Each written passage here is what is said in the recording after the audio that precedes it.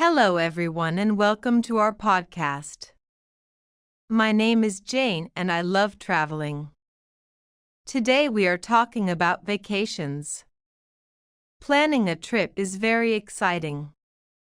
First, you need to choose a destination. Do you prefer the beach or the mountains? I usually look at photos on the internet. Then I check the weather in that country. It is important to have a good plan.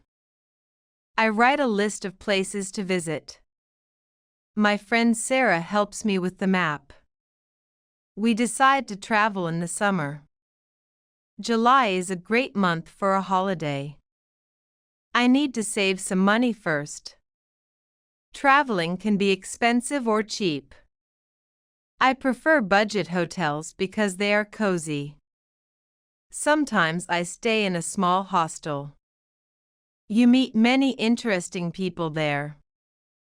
We talk about our favorite cities and food. It feels like a big international family. I also read reviews from other travelers. Their advice helps me avoid bad restaurants. I am starting to feel very happy. My passport is ready in my drawer. I check the expiration date every year. Security is very important for every tourist. Are you ready to start this journey? Let's prepare for our big adventure together. We have so many things to do. Let's look at the next step. It is time to book the flight. I search for tickets on different websites. Early morning flights are usually cheaper. I found a great deal to Spain. Click the button and the ticket is mine. Next, I receive a confirmation email. I print it and put it in my folder. Tomorrow I must start packing my suitcase. I don't like taking too many clothes. One pair of jeans is enough for a week. I always pack a comfortable pair of sneakers. Walking a lot is part of the fun. Don't forget your toothbrush and toothpaste. I put my shampoo in a small bottle. Sunscreen is essential for a beach holiday. I also take a light jacket for evenings. My camera is the most important item. I want to take 1,000 photos. Should I take a physical book or a Kindle? A Kindle is lighter and saves space. My suitcase is almost full and heavy. I weigh it to avoid extra fees. 20 kilograms is the maximum limit. I put a bright ribbon on the handle. This helps me find it at the airport. My phone charger is in my backpack. I also carry a portable power bank. Everything is organized and ready to go. I feel a bit nervous but excited. The taxi arrives in 5 minutes. The airport is a very busy place. There are people from all over the world. I go to the check-in desk first. The assistant asks for my passport. I give her my documents and smile. She asks if I have any liquids. Only small bottles in a plastic bag. My suitcase goes on the conveyor belt. I receive my boarding pass with a smile. My seat is 12A, near the window. I love looking at the clouds from above. Pass through security control very slowly. I take off my belt and watch. My laptop goes in a separate bin. Everything is fine and I move on. The duty-free shop is full of perfume. I buy a bottle of water for the plane. Then I look for my departure gate. Gate number 5 is at the end. I sit down and wait for the announcement. The flight is on time today. People are standing in a long queue. I wait until the line is shorter. Walking through the tunnel feels like a dream. A flight attendant greets me at the door. I find my seat and stow my bag. Fasten your seatbelt for the takeoff. The engines start making a loud noise. We are moving faster on the runway. The plane lifts off into the sky. We landed safely in a sunny city. The air feels warm and smells like salt. I follow the signs to baggage claim. My suitcase with the red ribbon appears. I take a bus to the city center. The buildings here look very old and beautiful. My hotel is near a famous square. The receptionist is very kind and helpful. He gives me a map of the area. I leave my bags in the room. It's time to explore the local streets. I find a small cafe for lunch.